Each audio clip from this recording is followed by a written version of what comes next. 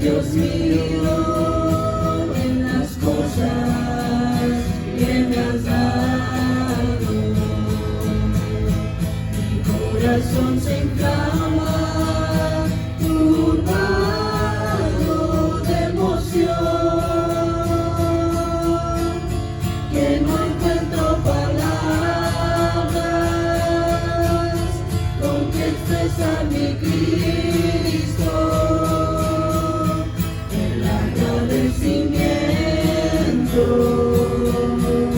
De mi alma para ti,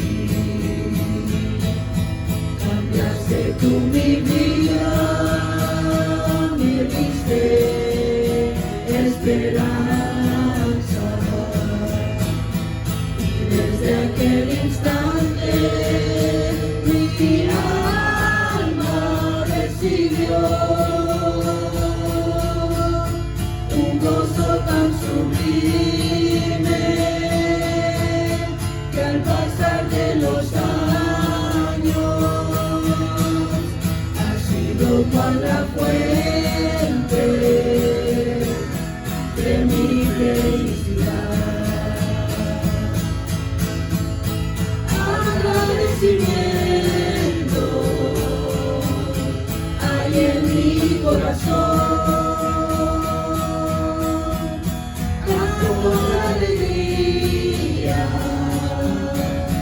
Elevo conmigo, muchas son las cosas que mi Dios me ha dado, y en agradecimiento le sirvo a mi Señor. Las veces que la prueba en mi camino, en vez de ser derrota, ha sido bendición, pues ni por un momento tú me has dejado solo, y así tu santa mano ha sido mi sostén. Permite que mi vida yo ponga por servirte, que dentro de mi mente presente siempre esté los múltiples favores y tus misericordias, que yo sin merecerlo has tenido para mí. Agradecimiento hay en mi corazón, canto de alegría, elevo conmigo. Muchas son las cosas que mi Dios me ha dado, y en agradecimiento le sirvo a mi Señor.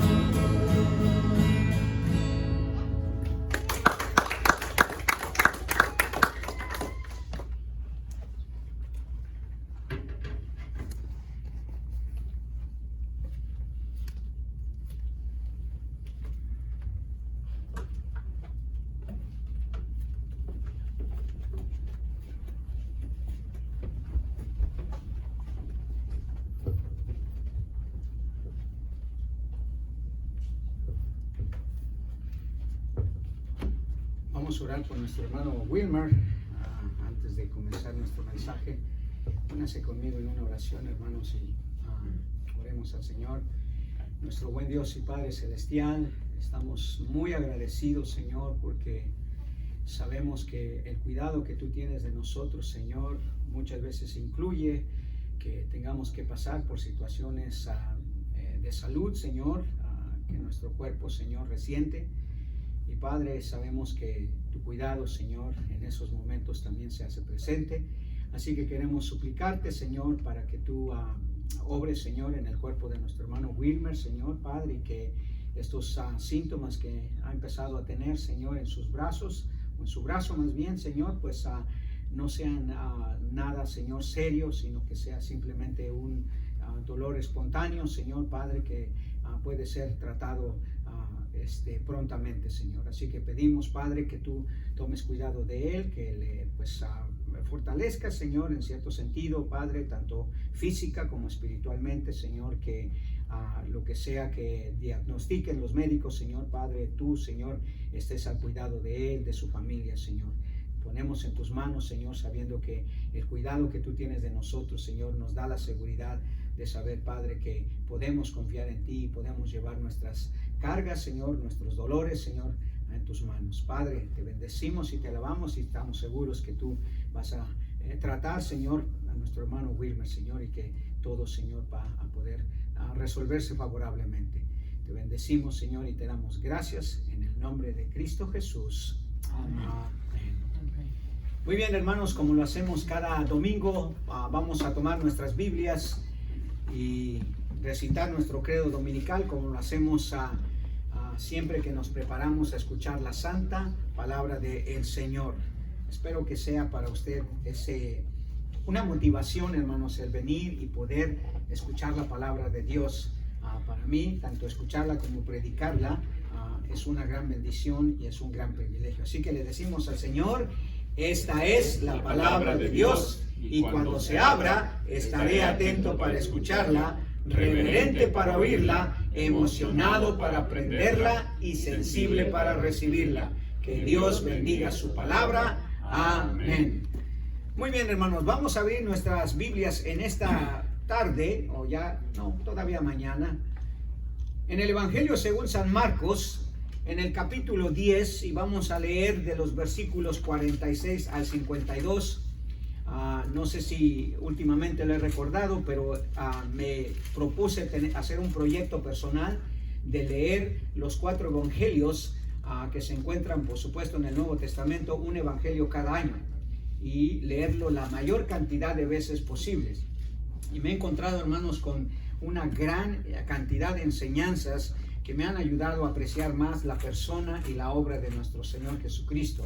Porque su ministerio, hermanos, cuando lo lee a través de los evangelios, hermanos, es una cosa tan dinámica, hermanos, una cosa tan interesante en sí, por el hecho de todas las historias que los evangelistas escribieron, pero porque nos da una visión clara, hermanos, de lo que Jesús hizo durante su ministerio terrenal y cómo eso realmente ha beneficiado nuestra vida, no solamente en esta tierra, sino en la eternidad.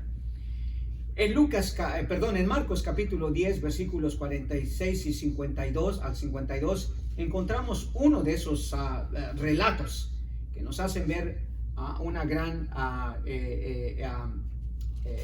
visión de lo que había en el corazón de nuestro Señor y de la manera como Él trataba con las diferentes necesidades de las personas. Dice el versículo 46 de Marcos 10. Entonces vinieron a Jericó, y al salir de Jericó, él y sus discípulos y una gran multitud, Bartimeo el ciego, hijo de Timeo, estaba sentado junto al camino mendigando. Y oyendo que era Jesús Nazareno, comenzó a dar voces y a decir: Jesús, hijo de David, ten misericordia de mí. Y muchos le reprendían para que callase, pero él clamaba mucho más: Hijo de David, ten misericordia de mí. Entonces Jesús, deteniéndose, mandó a llamarle, y llamaron al ciego diciéndole: ten confianza, levántate, te llama. Él entonces, arrojando su capa, se levantó y vino a Jesús. Respondiendo Jesús le dijo: ¿qué quieres que te haga? Y el ciego le dijo: Maestro, que recobre la vista. Y Jesús le dijo: vete, tu fe te ha salvado. Y enseguida recobró la vista y seguía a Jesús en el camino. Tome asiento, por favor. Tome asiento.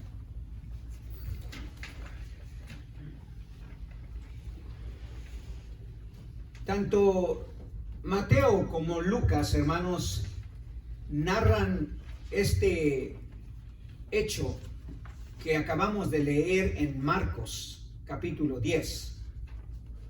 Mateo en el capítulo 20, versículos 29 al 34, relata el mismo acontecimiento, solo que Mateo dice que fueron 2 ciegos a los que Jesús sanó. Y agrega algunos detalles más. Por ejemplo, el hecho de que en Mateo capítulo 20, versículo 29 al 34, lo que gritaron estos 2 ciegos fue: Señor, Hijo de David, ten misericordia de nosotros. Y de la misma manera lo hicieron ya en el versículo 31. Señor, Hijo de David, ten misericordia de nosotros. Y en el versículo 33 dijeron: Señor, que sean abiertos nuestros ojos. Entonces Mateo dice que eran 2 ciegos y que los 2 gritaron, imagino con mucha desesperación, muy fuerte: Señor, Hijo de David. Marcos dice que, Señor, Hijo de David. Marcos dice que solamente gritaron: Jesús, Hijo de David. Lucas dice que también era un solo ciego. No eran 2 ciegos como dice Mateo. Él va más con el relato de Marcos, diciendo que era un ciego. Y en el caso de Lucas, en Lucas capítulo 18, versículo 35 al 43, también encontramos ese mismo relato. Y ellos gritaron, o él gritó, este ciego: Jesús, Hijo de David, ten misericordia de mí. Hijo de David, ten misericordia de mí. En el versículo 39 y 37, 38 sucesivamente. Y en el versículo 41 dice que dijeron: Señor, o dijo el ciego: Señor, que reciba la vista. Ahora, hay discrepancias entre los relatos entre Marcos y Mateo. Con Lucas no tanto, porque Mateo dice que eran 2 ciegos. Lucas y Marcos dicen que era un solo ciego. Si usted lee los pasajes bien, solo creemos que la discrepancia existe porque tenemos que recordar que los evangelistas escribieron a audiencias completamente distintas. Lucas escribió básicamente a un grupo de personas gentiles que no eran judías, que no estaban muy familiarizados con la gente judía o con la cultura judía, con las cuestiones judías. Mateo sí estaba familiarizado con la cultura judía, con la gente judía. Mateo era una persona que conocía muy bien el judaísmo, dado que él mismo era un judío. No sabemos con exactitud por qué Mateo dice que eran 2 ciegos, y Marcos, que también era un judío, llegó a ser un apóstol del Señor, ¿por qué él dice que era solamente un ciego? Lo que podemos concluir, hermanos, es que dado que Mateo escribió a un grupo diferente de judíos, Marcos tenía un propósito completamente distinto del que tenía Mateo. Los eruditos han dicho que Marcos básicamente escribió su evangelio desde un punto de vista más que nada histórico, resumido. Lo que quiere decir es que Marcos solamente escribió relatos breves de la vida de nuestro Señor Jesucristo. Mateo se extendió un poco más y Lucas aún más. Entonces, Marcos tiene una peculiaridad. Él posiblemente conocía a este ciego. Y como conocía a este ciego llamado Bartimeo, posiblemente él lo pudo citar por nombre y se enfocó solamente en él, en vez de enfocarse en el otro ciego, tal como dice Mateo. Lucas no sabemos exactamente por qué, de la razón que solo menciona a un ciego, Pero el hecho es que Marcos posiblemente sí conocía a este ciego, lo dice por nombre, incluso conocía a su familia, imaginamos, porque dice que era hijo de Timeo.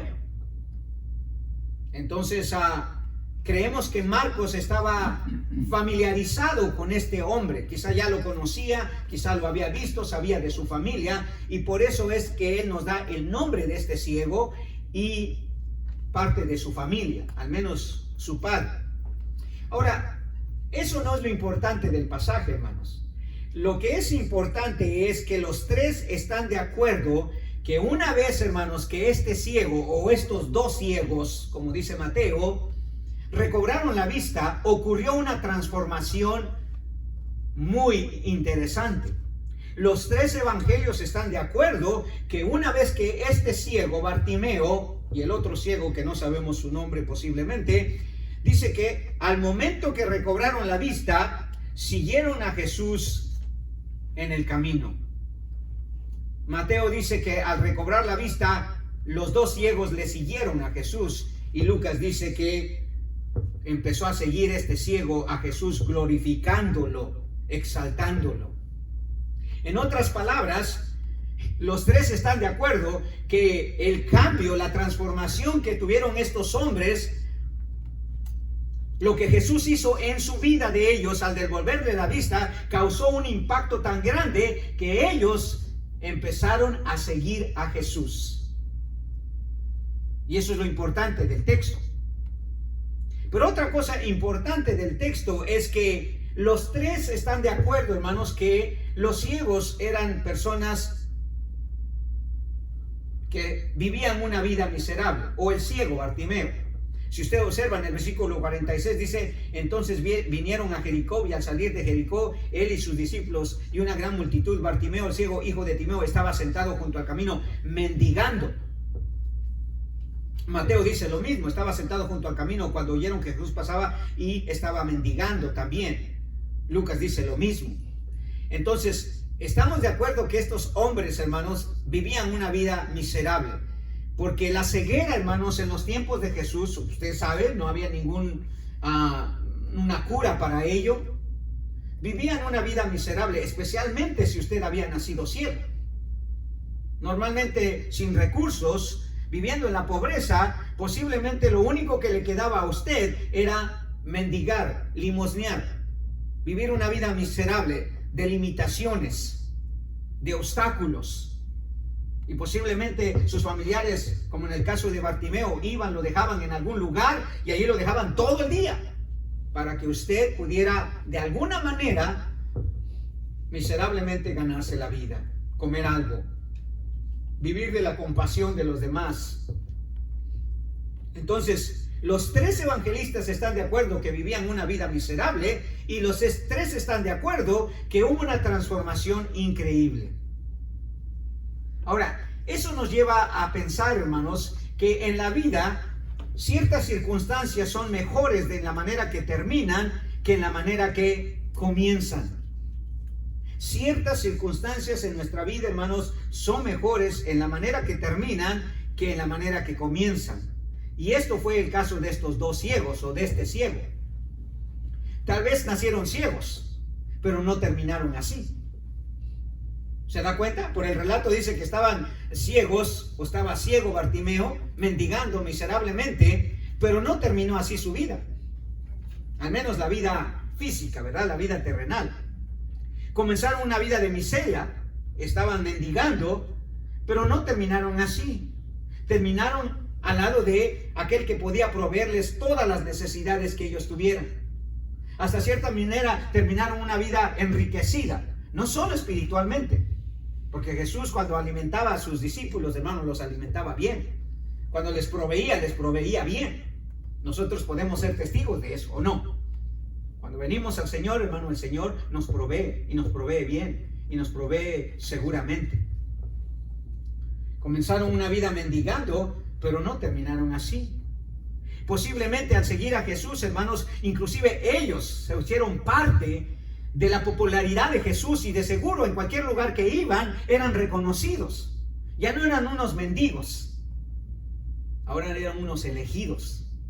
unas personas reconocidas, especialmente si había un testimonio detrás de ello, como Bartimeo, de decir: hey, yo soy a quien Jesús le devolvió la vista.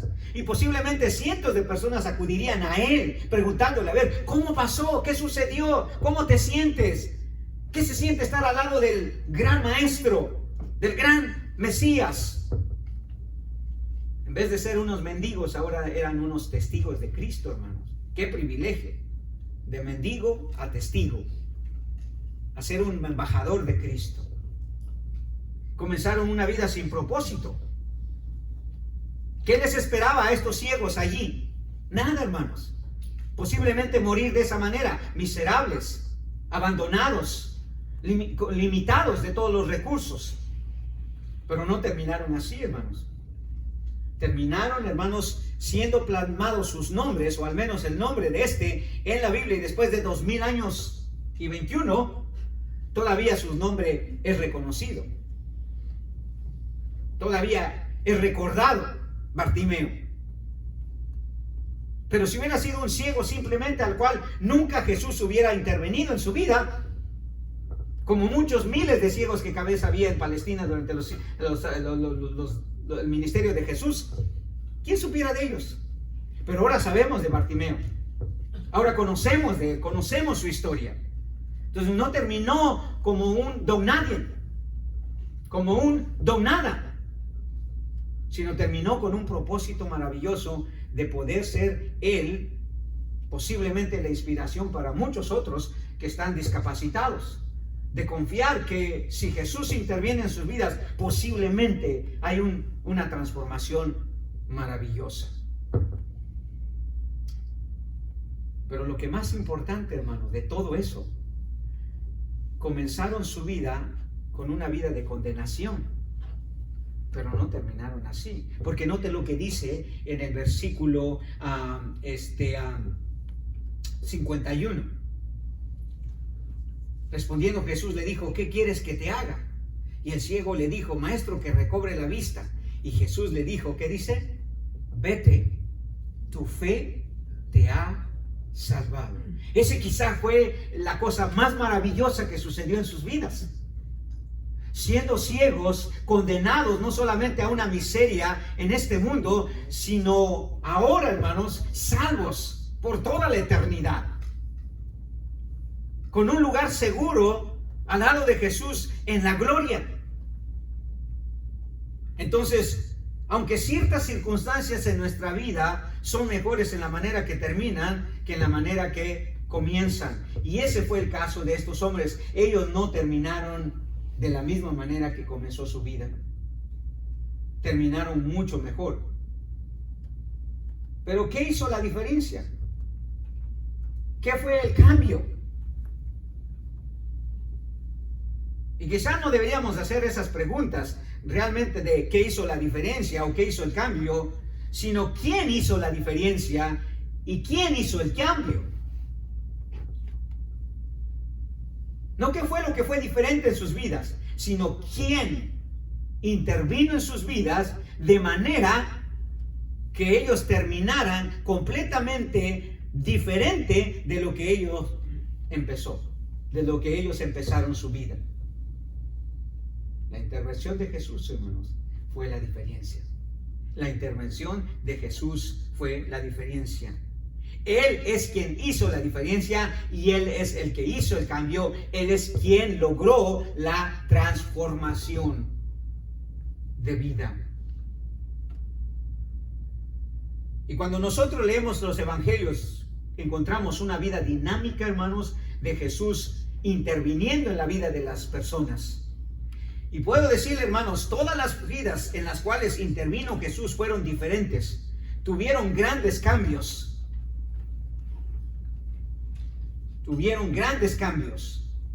Comenzaron de una forma, pero terminaron de otra.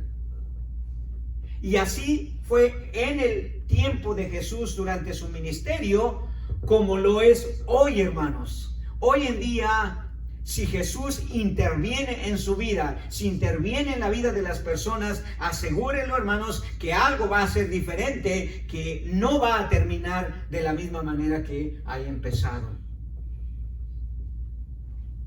Los evangelios, hermanos, presentan múltiples ejemplos de la intervención de Jesús en la vida de las personas y siempre terminaron mejor.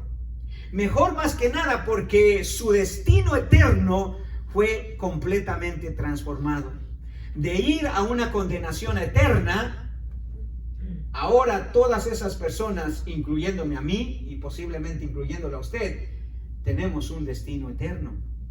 Vivíamos en condenación, nacimos muertos y ahora por la intervención de Cristo Jesús en nuestras vidas, ahora tenemos vida eterna. Y cuando digo que siempre uno termina mejor cuando Jesús interviene en nuestras vidas, hermanos, no necesariamente estoy hablando terrenalmente o materialmente, porque a veces sí, a veces no.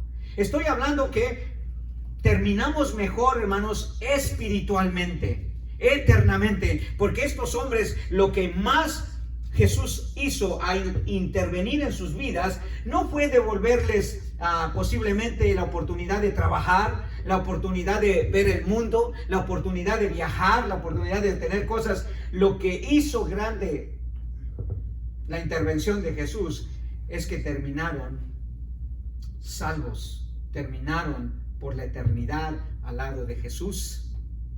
Digo, porque ya no están ahora aquí. Entonces, ciertas circunstancias en nuestra vida van a ser así, hermanos. Quizá van a ser no muy buenas cuando comencemos en alguna etapa de nuestra vida, en alguna situación de nuestra vida, pero si Jesús interviene, hermanos, asegúrelo que van a terminar mejor. Ahora, este relato de Mateo, hermanos, de Marcos, de la sanidad de este ciego, nos da una lección muy aplicativa que podríamos llamar de esta manera: una intervención divina que produce una transformación realmente genuina. Una intervención divina que produce una transformación realmente genuina. Y como dije, hermanos, no qué hace la diferencia o qué hace el cambio, sino quién hace la diferencia y quién hace el cambio. Y eso es cuando Jesús interviene. Y cuando Jesús interviene divinamente, o sea, con todo el poder de Dios, porque acuérdese usted, cuando ministró en esta tierra era hombre, 100% hombre, pero cuando hizo, hermanos, intervino en la vida de las personas, Él lo hacía divinamente, con todo el poder, con toda la autoridad, con toda la gloria y la majestad de Dios mismo. Y por eso es que es una intervención divina. Y si es una intervención divina, hermanos, asegure lo que va a producir una transformación realmente genuina. Realmente lo que Dios hace, hermanos, es genuino. Es genuino. Entonces, cuando Jesús interviene en la vida de alguien, hermanos, y ésta actúa con fe en Él, el resultado siempre va a ser una transformación genuina. Para este ciego no solo fue el cambio de visión, ¿verdad? Salir de la oscuridad a la luz, sino también fue un cambio de dirección, un cambio de propósito, tal como dice el versículo 52. Y Jesús le dijo: vete, tu fe te ha salvado, y enseguida recobró la vista y seguía a Jesús en el camino. Sí, no solamente cambió su visión, cambió la dirección de su vida, que eso es más importante, hermano. Porque como dijo el Señor Jesucristo, ¿de qué te sirve tener dos manos y terminar en el infierno? O podríamos agregar, ¿de qué te sirve tener la vista y terminar en el infierno?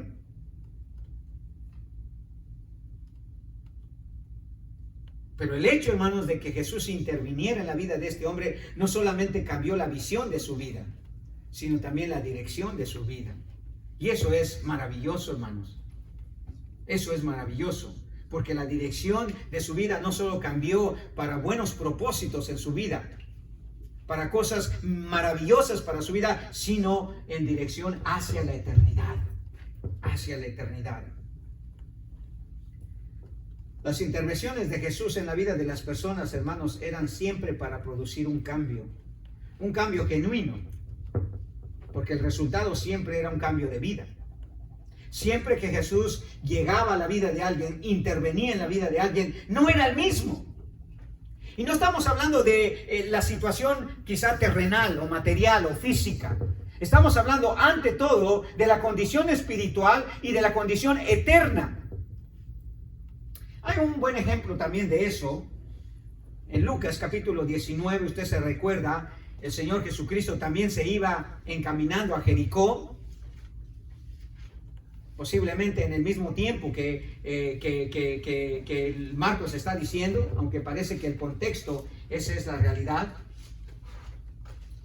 Pero en Lucas capítulo 19, usted se acuerda que el Señor Jesucristo, ya habiendo salido de Jericó, dice Lucas que él narra que habiendo entrado en Jericó, vio a un hombre desde un árbol sicomoro que se llamaba como Zaqueo, ¿verdad? Y dice en el versículo 1 de Lucas 19, habiendo entrado Jesús en Jericó, pasaba por la ciudad. He aquí un hombre llamado Zaqueo, que era un principal de los publicanos y era rico, procuraba ver quién era Jesús, pero no podía a causa de la multitud, porque era un pequeño de estatura. Entonces corrió delante y subió a un árbol sicomoro para ver, pues había de pasar por ahí. Cuando Jesús llegó a aquel lugar, alzando la vista, le vio y le dijo: Zaqueo, date prisa, desciende, porque hoy es necesario que descienda en tu casa. Entonces él descendió a prisa y le recibió gozoso. Y al ver esto, todos murmuraban diciendo que había entrado a alojarse en la casa de un hombre publicano. Entonces Zaqueo, puesto en pie, dijo al Señor: He aquí, Señor, la mitad de mis bienes doy a los pobres, y si en algo he defraudado a alguno, alguno, se lo devuelvo cuadruplicado. Pero note lo que dice el Señor. Jesús le dijo: Hoy ha venido la salvación a esta casa, por cuanto él también es hijo de Abraham. ¿Nota, hermano? Jesús intervino en la vida de Zaqueo, y Zaqueo no fue el mismo. No solamente cambió su condición material, porque ahora Zaqueo se volvió una persona completamente y totalmente generosa. Antes era un ladrón, antes estafaba a la gente, pero ahora se había volvido completamente generoso. Pero eso no era lo más importante de su cambio, de la intervención de Jesús. La intervención de Jesús le dio a él un destino eterno. Lo pasó de la condenación a la salvación. Y eso es porque cada vez que Jesús interviene, hermanos, interviene divinamente, con todo el poder, con toda la autoridad de Dios. Y por eso se dan esos cambios, de la condenación a la salvación, de vivir una vida miserable a vivir una vida enriquecida con todas las promesas y las bendiciones de Dios. Entonces Jesús intervino en la vida de este ciego, hermanos, y no solo su vida cambió, no solo sus condiciones, no solo su visión, no solo sus circunstancias, sino principalmente su destino. Vete, tu fe te ha salvado. Y uno diría: ¿qué tiene que ver eso con la ceguera? Porque el principal propósito de Jesús al intervenir en la vida de las personas, hermanos, no es cambiar su condición temporal, no es cambiar su condición material, no es cambiar su condición física, es cambiar principalmente su condición espiritual, es cambiar principalmente su destino eterno. Nos olvidamos, hermanos, que Jesús vino a restaurarnos a nosotros espiritualmente, vino a devolvernos lo que se había perdido, vino a rescatar lo que se había perdido. Y la intervención de Jesús en la vida de cualquier persona, hermanos, siempre va a ser así. Y si no ha ocurrido, o una de dos: o no ha intervenido realmente Jesús en su vida o en la vida de las personas, porque cuando interviene Jesús, hermanos, se produce una intervención genuina. Es obvia, se puede ver, se puede notar. Es más, usted mismo no lo puede creer de tanto cambio que ha habido. Entonces, si Jesús interviene divinamente en nuestras vidas y se produce una transformación genuina, por lo tanto tenemos que preguntarnos entonces: ¿de qué manera Jesús interviene divinamente para transformar nuestras vidas genuinamente? ¿De qué manera Jesús interviene divinamente para transformar nuestras vidas genuinamente? Y lo que vemos, hermanos, es que Marcos, en su relato de esta intervención divina de Jesús, presenta dos factores, hermanos. Dos factores que son muy importantes. Dos factores, hermanos, que cuando los estudia a la luz de las Escrituras, son lo que la Biblia describe cuando Jesús interviene en nuestras vidas. Entonces, ¿de qué manera? Entonces, como dije, Marcos en su relato de esta intervención divina de Jesús presenta dos factores fundamentales para que nuestras vidas realmente cambien genuinamente. Si Jesús interviene en nuestras vidas, y no estoy hablando a aquellos que ya son salvos solamente, hermanos, aún como nosotros como salvos, Dios sigue interviniendo, Jesús sigue interviniendo en nuestras vidas, y cualquier circunstancia que comience de una manera drástica, de una manera trágica, de una manera dolorosa o adversa, si Jesús interviene, hermanos, no es la manera que vamos a terminar. No es la manera que vamos a terminar. Entonces, hay dos factores fundamentales, hermanos, de la intervención divina de Jesús en nuestras vidas que nos llegan a tener una transformación genuina. Estoy leyendo un libro que se llama El Evangelio de Jesús.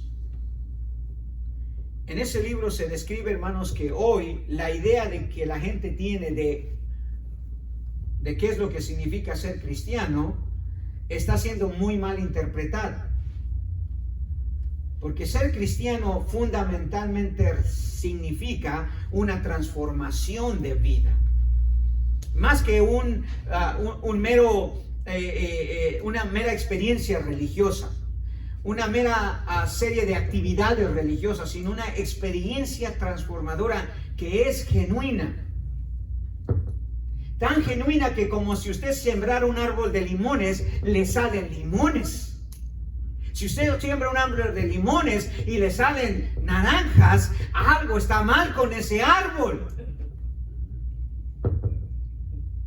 Entonces, si Jesús interviene en nuestra vida y no hay cambio, hermanos, algo está mal con el árbol.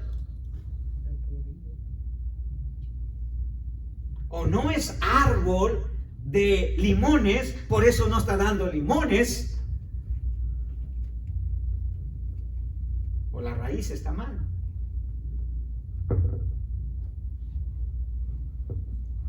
Entonces, hay dos factores. Y el pasaje, si usted lo lee con atención, se puede dividir en dos partes. Del versículo 47 al 50 está el primer factor, y del versículo 51 al 52 está el segundo factor. Entonces, ¿cuáles esos son los dos factores? Primero, si usted nota con atención, el primer factor, hermanos, de la intervención divina de Jesús para que haga una transformación genuina en nuestras vidas es la obligación personal de aquellos que desean que Jesús intervenga en sus vidas. La obligación personal.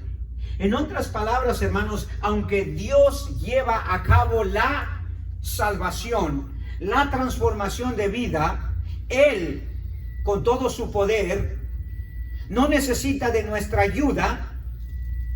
No somos salvos por obras. Lo que sí es verdad, hermanos, es que Dios, hermanos, quiere nuestra disposición. Que estemos dispuestos, hermanos, a dejar que Él intervenga en nuestras vidas. Y eso se conoce como una obligación personal. Estamos obligados por lo que Dios es, hermanos, por lo que Dios ha hecho, por lo que Jesús hace o puede hacer en nuestras vidas, es capaz de hacer en nuestras vidas. Tenemos la obligación personal de ir a Jesús y pedirle que Él intervenga en nuestras vidas. Eso fue lo que hizo este hombre. ¿Se dio cuenta o no? ¿Qué hizo este hombre? Cuando supo que Jesús iba pasando, ¿qué hizo? Se quedó callado, no hizo nada. Dejó que Jesús viniera a él. No, hermanos, él sintió la obligación de hacer algo. Sí, él no iba a poder recobrar la vista por sí solo.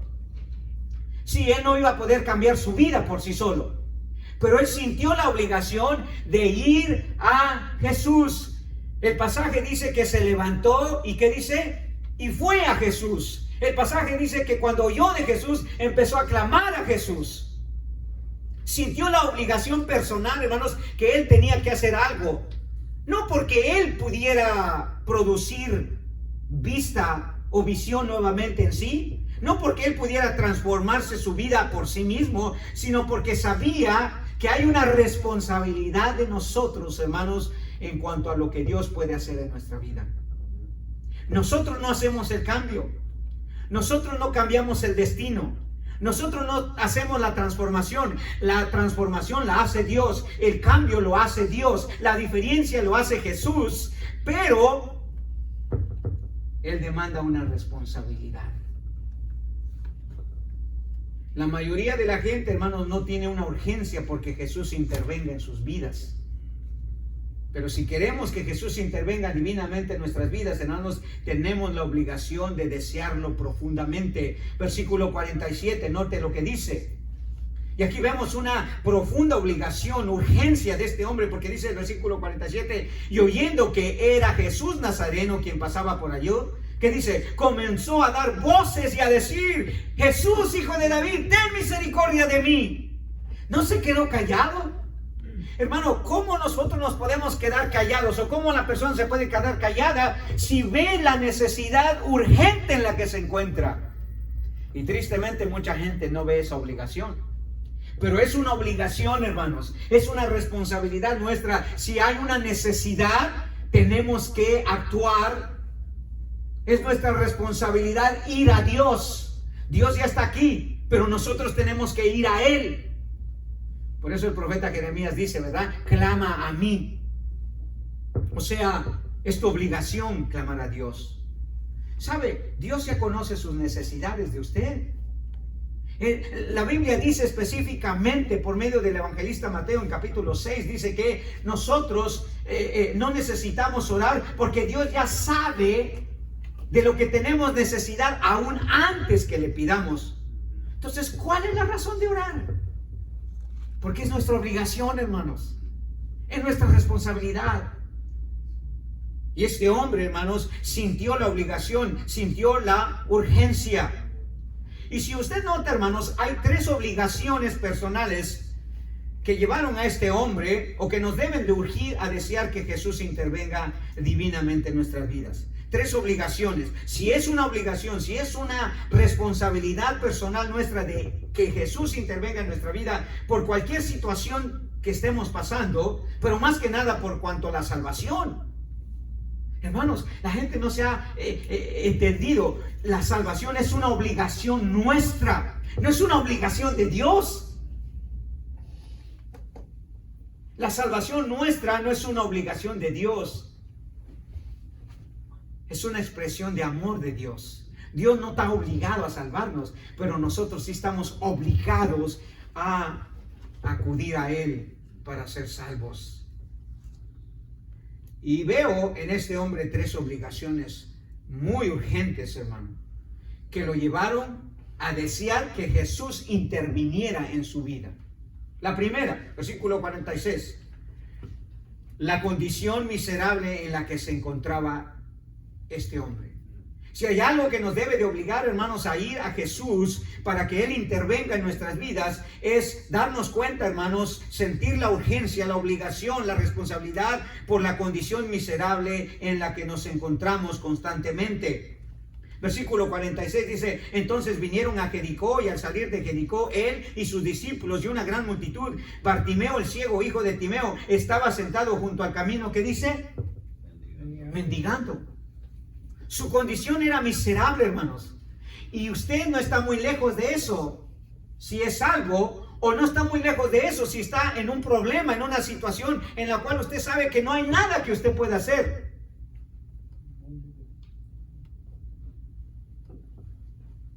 Ese hombre se dio cuenta de su miseria. ¿Usted cree que no se iba a sentir obligado sabiendo quién era Jesús? Porque él tenía una noción. Digo, Jesús, hijo de David, o sea, este es alguien que me puede ayudar. Este es alguien que puede hacer algo por mí. Y seguramente que su obligación, hermanos, dio al clavo. Oh, hermanos, este mundo no sabe la obligación que tiene de ir a Jesús porque no se ha dado cuenta de su condición miserable. Y todos, hermanos, en alguna manera vivimos en una condición miserable. en el sentido que a veces no tenemos los recursos, no tenemos la capacidad, no tenemos los medios, no tenemos la inteligencia, la sabiduría. Necesitamos, hermanos, que Dios intervenga en nuestra vida. Necesitamos que el Señor intervenga en nuestra vida. Entonces, este hombre sintió la obligación, hermanos, porque se dio cuenta de la condición miserable en que la vivía. Y así tiene que ser, hermano. Mientras usted no se dé cuenta, o mientras la gente no se dé cuenta que está miserablemente condenada, miserablemente alejada de Dios, sin esperanza, sin nada, no va a querer, no va a desear que Jesús intervenga en su vida. Es más, lo va a alejar. No va a querer nada tener que ver con Jesús. Esa es la realidad. Una segunda obligación, hermanos, que vemos que este hombre tuvo y que debemos de tener nosotros si queremos que Jesús venga en nuestras vidas, está en el versículo 48. Y esas son las dificultades que podemos enfrentar constantemente. Ahora, para este ciego no crea que fue, voy a ir a Jesús y llego inmediatamente. No, al parecer, hermanos, por el texto leemos, no fue fácil llegar a Jesús. No fue fácil encontrar la intervención de Jesús. Allí estaba Jesús, pero era su obligación romper con ese obstáculo, porque mire lo que dice el versículo 48. Y muchos le reprendían para que callase. Pero muchos le reprendían para que callase. Dice Mateo que la gente les reprendía, porque él decía que eran dos ciegos. Dice, y la gente les reprendía para que se callasen.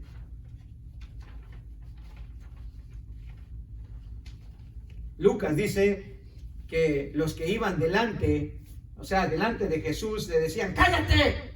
O sea, no querían, hermanos, que este hombre llegara a Jesús. La razón no sé, quizá les molestaba, quizá no les gustaba el olor, porque seguramente no se había bañado por mucho tiempo, un ciego mendigando. O sea, enfrentó el obstáculo, hermanos, y hermanos, el que Jesús intervenga en nuestra vida siempre va a tener obstáculos. Hay veces obstáculos que vamos a poner nosotros mismos con tantos quehaceres, con tantas cosas que hacemos. Hay veces van a venir de familiares que van a buscar un obstáculo para que nosotros busquemos la intervención de Jesús, la obra de Jesús en nuestra vida. Hay veces los mismos familiares, hermano. Es increíble, pero así es. Este hombre tuvo que enfrentar esos obstáculos, tuvo que enfrentar esas dificultades. Pero véase que sus obstáculos no fueron más fuertes que su necesidad, hermano, que su obligación, porque dice el versículo, y muchos le reprendían para que ellos callasen, pero él clamaba mucho más. O sea, hermanos, buscar que Jesús intervenga en nuestras vidas cada día va a encontrar obstáculos, pero tenemos la obligación, hermanos, de hacer todo a un lado y buscar al Señor, porque no va a ser fácil. No va a ser fácil, hermanos, vivir una relación personal con Cristo todos los días. Íntima, constante, regular. Van a haber personas que se van a oponer. No maliciosamente, hay veces, pero se van a oponer. La esposa, ven aquí, haz acá, haz allá. O el esposo, mira aquí, trae acá. O los hijos, papá esto, mamá esto. O los amigos del trabajo. O los mismos hermanos en Cristo. Hermanos, es nuestra obligación, hermanos, buscar la intervención de Jesús, aunque haya dificultades. Tercero, la otra obligación personal que vemos en este ciego y que se aplica a nosotros, por supuesto, en el versículo 50 dice, él entonces arrojando su capa se levantó y vino a Jesús. Y esta obligación podríamos decir que fue la urgencia desesperante que Jesús interviniera en nuestra vida, hermanos. No hemos aprendido, como decía un hermano que escribió un libro, Deseando a Dios. No hemos experimentado el deseo intenso de buscar a Dios, hermanos.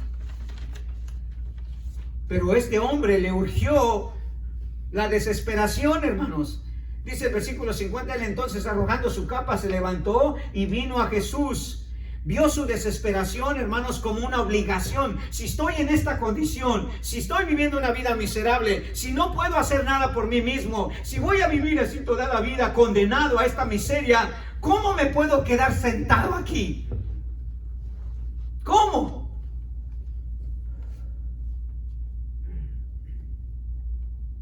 Dicen que la motivación más grande para salir de la pobreza es el hambre, ¿verdad? Hermanos, si usted tiene hambre, ¿cómo se puede quedar sentado allí y no hacerse algo? Los muchachos tienen hambre, ¿verdad? ¿Y qué hacen? Se esperan a ver quién le hace. No sienten la obligación hasta que ya la tripa chiquita se come a la grande. Y entonces dice, bueno, pues si quiero una sopa instantánea. Así fue este hombre, hermano. Muchos de nosotros como cristianos, solamente cuando vemos que se está poniendo todo, como dicen en Oaxaca, ¿verdad? Color de hormiga, entonces nos obligamos a nosotros mismos, hermanos, desesperadamente a decir, Jesús, sálvame. ¿Se acuerda de la historia de Pedro? El Señor camina sobre el mar, todos se asustan, Pedro tiene confianza de que es el Señor y dice, Señor, si eres tú, manda que yo vaya y camine. Y Pedro caminó sobre el mar. Pero al ver el fuerte viento, dice Mateo, ¿verdad? ¿Qué dice? ¿Qué pasó? Empezó a hundirse. Y fue entonces que le urgió, sintió la obligación, hermano, sintió la desesperación y dijo, Señor, sálvame. Y dice que Jesús, ¿qué? Intervino y lo agarró de la mano. Lo agarró de la mano y empezaron a caminar juntos a un lugar seguro. Esta es una analogía, hermanos, de lo que sucede en nuestra vida. Hay veces estamos urgidos, hermanos, estamos en una necesidad tremenda y en vez de hacer a un lado todo lo que nos estorba, porque mire lo que dice, él entonces arrojando su capa, lo más valioso que tenía posiblemente, porque era donde se sentaba y era donde se cubría. La capa para un judío, hermanos, era como nosotros para el suéter en invierno. Pero a él no le importó, tiró su capa y fue a Jesús, dice. Sintió la obligación, hermanos, por su urgencia desesperante de que Jesús interviniera en su vida. Ese es el primer factor, hermano. Si queremos que Jesús intervenga divinamente en nuestras vidas y haga un cambio genuino, tenemos que tener la obligación. Los teólogos le llaman aquí la responsabilidad del hombre. Es cierto, Dios no nos salva por nuestras obras, por nada de lo que hagamos, hermanos, pero es nuestra responsabilidad ir a Él, confesar nuestro pecado a Él y pedir su perdón, pedir su misericordia, como lo hizo este hombre, para que Él intervenga. Dios es un caballero, hermanos, no se va a meter en su vida si usted no quiere que intervenga en su vida, pero para que Él intervenga en su vida, usted tendría que tener la obligación, la necesidad, la responsabilidad de ir a Él. El segundo factor, hermanos, fundamental que se tiene que dar para que Jesús intervenga divinamente en nuestras vidas y cambien genuinamente es versículos 51 y 52. Eso es, hermanos, la disposición de Jesús para intervenir en aquellos que desean cambiar genuinamente. Claro, está nuestra obligación, pero sin que Jesús desee. Y aquí, hermanos, lo maravilloso que vemos es que Jesús deseó intervenir en la vida de este hombre. No es solamente que este hombre vio su desesperación, vio su urgencia, sino note lo que dice el versículo 51. Cuando este hombre vino a él, respondiendo Jesús le dijo, ¿qué quieres que te haga? Aquí estoy. Estoy dispuesto para ti. Dime qué necesitas. Dime en qué te puedo servir. Y eso es lo maravilloso, hermanos, cuando nos damos cuenta qué es lo que Jesús vino a hacer realmente. Si usted lee unos versículos solamente antes de estos versículos que estamos leyendo nosotros, especialmente en el versículo antes del versículo 46, el evangelista Marcos termina diciendo cuál fue el propósito primordial por qué Jesús vino a este mundo. ¿Ve lo que dice Marcos 10:45? Un versículo antes del que pasamos a leer. Porque el Hijo del Hombre no vino, ¿qué? Para ser servido, sino ¿para qué? para servir, o sea, para estar a disposición de nosotros, hermanos. ¡Qué increíble! Que Jesús esté deseoso de intervenir en su vida, que esté dispuesto a servirlo a usted. A servirlo, hermanos, como el único medio de salvación, como el único medio de poder hacer una diferencia en su vida. Miren, pocas veces, hermanos, Dios le dice, ¿qué quieres que haga por ti? Pocas veces el Señor se ofrece de una manera voluntaria, deliberada, directa, formal, a decir, aquí estoy. ¿Se acuerda también de eso? Le dijo a Salomón, ¿verdad? Pídeme lo que quieras. Pídeme lo que quieras. Ahora, piense por un momento, este ciego cuando Jesús le dijo, ¿qué quieres que haga? ¿Pudo haberle pedido comida? ¿Pudo haberle pedido qué más? ¿Dinero? ¿Familia? ¿Trabajo? Pero era obvio, hermanos. Era obvio que este hombre conocía perfectamente su necesidad. Pero ante todo, hermanos, era obvio que este hombre decía, la necesidad más grande que yo tengo es la vista. Nadie la puede curar. Este es el único que la puede curar. Así que le voy a pedir lo único que no podría tener si no estuviera ciego. Porque todo lo demás podría tener si él tenía vista. Trabajo, dinero, familia, casa, todo lo demás podría tenerlo. Pero lo que no iba a poder tener era la vista, hermano. Y él vio la disposición de Jesús y le dijo que, Señor, que recobre la vista. Eso es lo que quiero que hagas. Eso es lo que quiero que intervengas en mi vida. Y vemos, hermanos, la maravillosa disposición de Jesús, porque lo que dice enseguida, dice, versículo 52, y Jesús le dijo, vete, tu fe te ha salvado. Y enseguida recobró la vista. Pero note que el orden es un tanto diferente de lo que esperábamos. Primero, ¿qué hizo el Señor? Primero lo salvó y después transformó su vida. Porque así es, hermanos. Lo primero que Dios quiere hacer cuando Jesús interviene en tu vida no es transformarte, sino salvarte, y al salvarte, Él poder transformarte. Es primero justificación y luego santificación. No es santificación y luego justificación. Primero Dios te declara inocente, libre de culpa, libre de pecado. Entonces Él te empieza a transformar.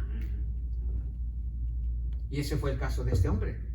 Pero vemos, hermanos, la disposición de Jesús para intervenir. Y cuando Jesús conoce nuestra intención, hermanos, Él se pone en nuestra disposición. Si nuestra necesidad de Él es un genuino deseo, porque Él intervenga en nuestras vidas, Él va a intervenir. Él va a intervenir, hermanos. Y usted y yo necesitamos aprender eso. Necesitamos recordar. Dice el versículo 47 que cuando este hombre oyó que era Jesús Nazareno, comenzó a dar voces y a decir, Jesús, hijo de David, ten misericordia de mí. Jesús, hermano, escuchó la voz de este hombre. ¿Y qué hizo, hermanos? ¿Cómo vemos la disposición de Jesús, hermanos? Mire lo que dice el versículo, en el versículo 49. Esto es algo precioso, hermano. Porque recuerde, Jesús sanaba a miles y a miles de personas, hermano. Pero si usted lee los evangelios con atención, en pocas ocasiones Jesús se detiene personalmente y dice, yo quiero hablar con esta persona. Muchos eran sanados incluso solamente por tocar el borde de su manto, dice. Y nunca más tuvieron una relación con Jesús. Pero este hombre nos da un ejemplo, hermanos, de la disposición de Jesús. Porque dice en el versículo 49, entonces Jesús, deteniéndose, ¿qué dice? Mandó a llamarle. Hermanos, esto es maravilloso. ¿Usted se imagina el impacto que sería hoy que Jesús interviniera en nuestras vidas, sabiendo, hermanos, de tanto? Decía mi tía Chepa, y le he contado de mi tía Chepa, ¿verdad? Que saber dónde está. Ojalá que esté con el Señor, que lo dudo, pero bueno, eso ya es otro asunto. ¿Qué decía mi tía Chepa? Ya se me fue. Algo iba a decir con respecto a que ella decía siempre, pero se me fue, de verdad, se me fue.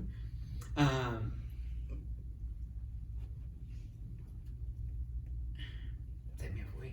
Bueno, ya me voy a acordar. Híjole, ya ando mal de la mente, hermanos. Entonces, este hombre, hermano, se dio cuenta de su gran necesidad y la disposición de Jesús de actuar. Dice que se detuvo, o sea, dejó todo lo demás, hermano.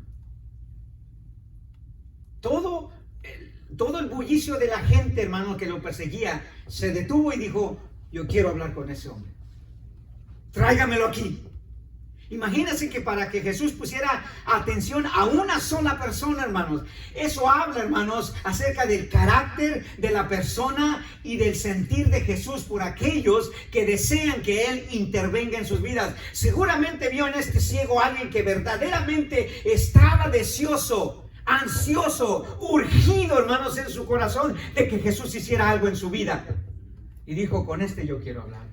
Porque este sí me está buscando, este sí me está deseando, este sí está queriendo que yo intervenga en su vida, así que le voy a prestar una atención muy especial, hermano.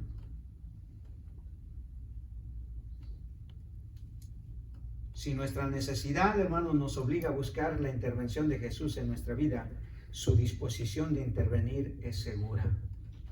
Eso revela el profundo interés que Jesús tiene de nuestra persona. La obligación surgida de nuestra necesidad siempre será una oportunidad para la intervención divina de Jesús en nuestra vida por su compasión.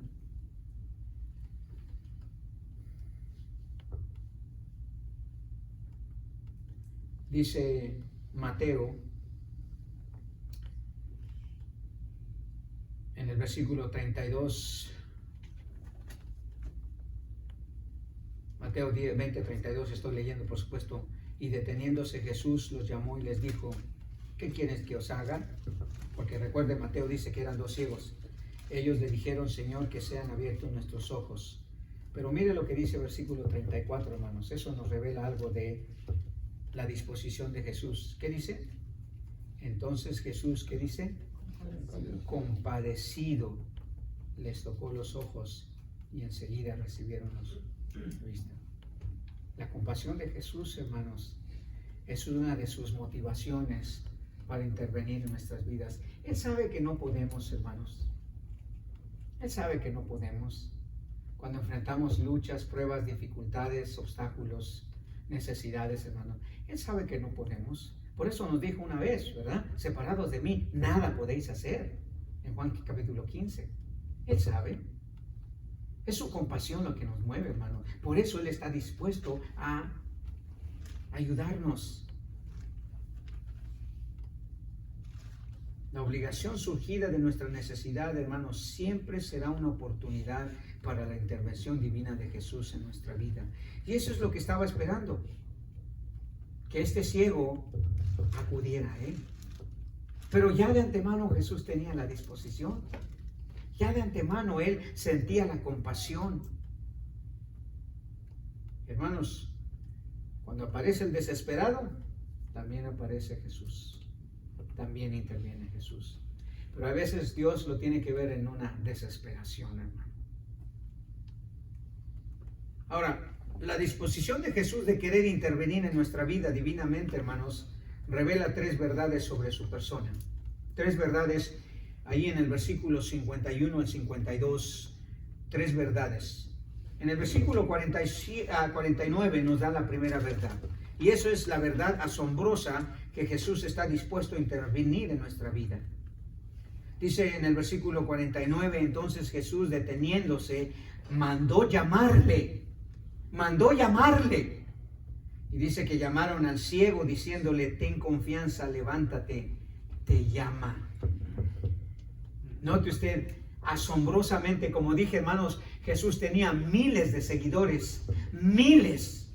Pero la Biblia nos dice claramente, hermanos, que Dios fija su mirada individualmente en cada uno de sus hijos, en cada uno de los que urgentemente, necesitadamente le buscan, que desean, hermanos, que intervenga Jesús en su vida. Ya no hay muchos de esos, hermano.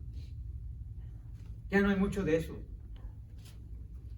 Le voy a dar el secreto de por qué pienso que Dios me sanó a mí de COVID, hermano, porque casi un año de eso he reflexionado y la verdad que yo pude haber muerto, hermano.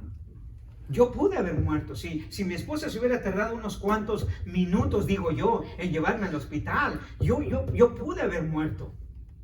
Y me doy cuenta, hermanos, que posiblemente el Señor vio mi desesperación, hermanos, y yo le dije, hermanos, si es tu voluntad, pues adelante. Pero no quiero morirme ahorita, por supuesto. Y la sanidad que Él hizo, hermanos, solamente la puedo adjudicar a su compasión. Como dice, compadecido de mí, hermanos, no solo evitó mi muerte, sino me restauró completamente. Es increíble porque hoy me siento mucho mejor, hermanos, que antes de enfermarme. Estoy más sano, me siento mucho mejor, tengo mayor vigor, pero sobre todo tengo el deseo de ser más fiel, hermano. ¿Cómo no? Es mi obligación, hermano. Si el Señor ha sido fielmente. Pero esta verdad es realidad en mi vida, hermano. Es asombroso que Jesús haya estado dispuesto a intervenir en mi vida. No lo hizo en el de mi amigo Daniel, el pastor Daniel. No lo hizo. ¿Por qué? No lo sé. Pero me hace ver lo asombroso que es cuando Jesús interviene en su vida, hermano. Hay una transformación. Y seguramente que sí. Seguramente que sí. Segundo, la otra cosa que revela, hermanos, la disposición de Jesús para intervenir divinamente en nuestras vidas, dice el versículo 51, es la incomprensible realidad que Jesús se ponga a nuestro servicio personalmente. Personalmente, dice versículo 51, respondiendo Jesús le dijo, ¿qué quieres que te haga? Aquí estoy. Como dije yo, el Hijo del Hombre no vino para ser servido, sino para servirle a usted. Eso es algo asombroso, hermanos, el Dios del universo. El Dios hecho carne, hermanos, poniéndose a su disposición, sometiéndose, subajándose a ser el más vil de los siervos, el más bajo de los siervos, para servirlo a usted y a mí. Porque eso es lo que da a entender. ¿Qué quieres que te haga? Aquí estoy. Como el mesero, ¿verdad? ¿Necesitas algo más? ¿Necesitas algo? Aquí estoy. Aquí estoy. Y el ciego le dijo, maestro, que recobre la vista. Ok, esa es tu necesidad. He visto tu obligación, he visto tu responsabilidad, he visto tu urgencia, he visto tu desesperación. ¿Qué quieres que haga, Irineo? ¿No es maravilloso, hermanos, si pudiéramos escuchar allí en nuestro subconsciente o nuestro consciente decir, Pablo, ¿qué quieres? Creo que eso es, hermanos, solamente si nosotros estamos tan obligados, tan responsables, tan necesitados, tan urgidos de que Jesús intervenga en nuestra vida. A veces queremos que Dios intervenga, hermano, pero pues Él ya sabe, ¿para qué le digo? No, hermano. Como dije, es cierto, Dios no necesita su ayuda, pero sí demanda su responsabilidad. Sí demanda su responsabilidad, pero ahí está, incomprensiblemente. La realidad es que Jesús ahí está. No se ha apartado de ningún lugar. Nosotros nos hemos apartado, pero Él sigue exactamente en el mismo lugar. Y eso revela algo de su carácter, hermano, de su amor, de su compasión, de su fidelidad. Dice el apóstol Pablo, ¿verdad? Aunque nosotros fuéramos infieles, Él permanece fiel. Él no puede negarse a sí mismo. ¿Cómo va a negarse Jesús si dijo que iba a ser toda compasión? ¿Cómo? La verdad asombrosa que Jesús está dispuesto a intervenir en nuestra vida divinamente. La incomprensible realidad que Jesús se ponga a nuestro servicio de manera personal, porque esto es personal, hermano. La relación con nosotros y Jesús, la intervención de Jesús en nuestra vida es personal. Si es cierto, yo puedo orar por mi esposa, hermano, pero por mucho que ore por ella, si ella no ve la urgencia, si sus hijos no ven la urgencia, si sus hermanos, si sus esposos, esposas no ven la urgencia, no va a ir muy lejos, hermanos, nuestra obligación. Esto es personal, hermanos. Y Jesús le dijo a este ciego, a estos dos, personalmente, directamente, deliberadamente, ¿qué quieres que haga por ti? Aquí estoy, a tu servicio. Eso revela de la humildad de Jesús, hermano. El corazón de Jesús. Con razón dice Pablo, haya pues vosotros en este sentir que hubo en Cristo Jesús, el cual siendo en forma de Dios, no es que escatimó el ser igual a Dios como cosa que aferrarse, sino que se despojó y tomando la forma de siervo, hecho semejante a los hombres, se humilló a sí mismo y se hizo obediente hasta la muerte y la muerte de cruz. Se hizo un siervo. Con razón en el Antiguo Testamento Isaías lo llama el siervo de Jehová. Por su humildad, hermanos. Revela la humildad de Jesús. No su prepotencia, no su majestad, no su gloria. Revela su humildad. Su disposición a estar dispuesto para usted. Por eso es una obligación, hermano. A veces cuando yo pongo y me digo, voy a renunciar al pastorado. Hace poco un pastor me dijo, hermano, nunca he pensado renunciar al pastorado.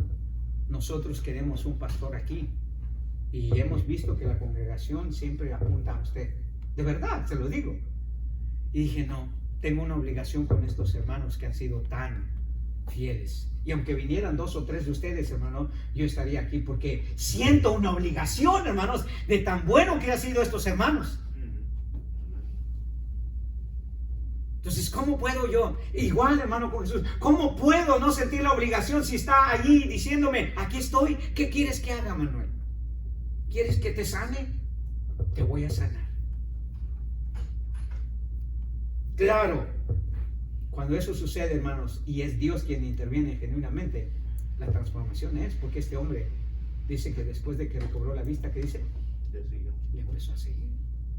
Sintió la obligación. No sé si lo hizo por amor inmediatamente, porque tenía todo el conocimiento bíblico, pero sí lo hizo porque dijo, oye, ¿quién más me iba a poder devolver la vista? ¿Y quién más me hubiera podido salvar? Por último,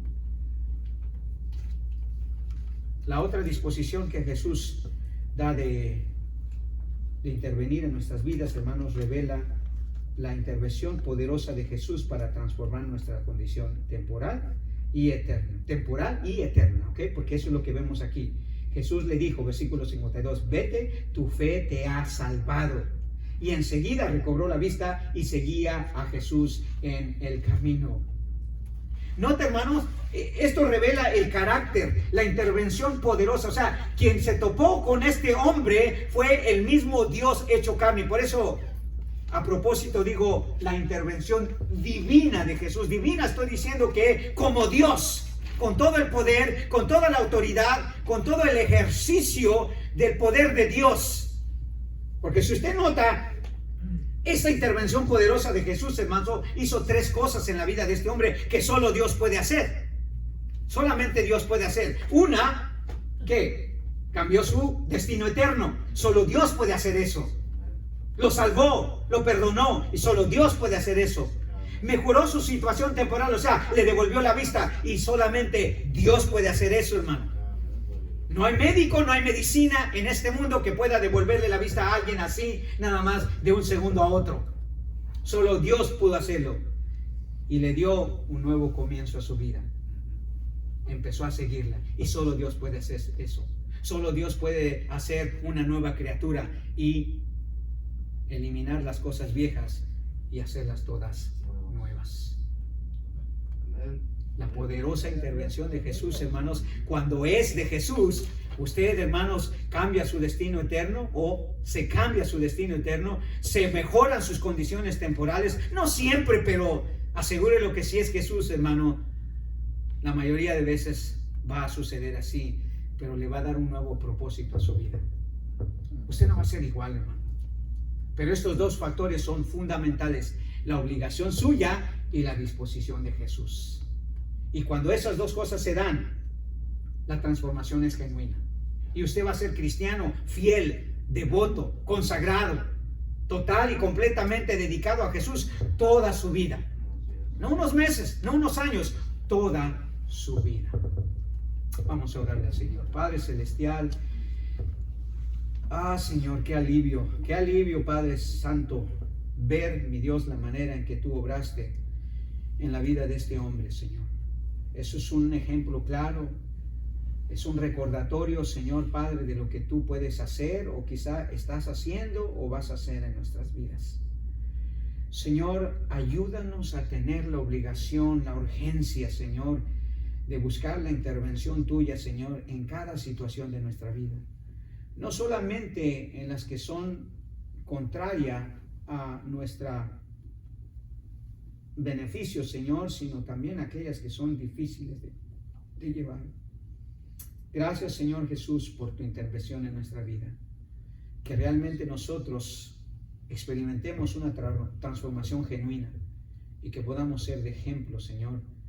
Podamos ser de testimonio, Señor, de que cuando tú intervienes en nuestra vida, se cambia, se transforma uno genuinamente. Te damos toda la honra y toda la gloria. En el nombre de Jesús. Amén, amén y amén. Gloria a Dios. Muy bien, hermanos, como dicen ahí, el culto ha terminado y damos gracias a todos.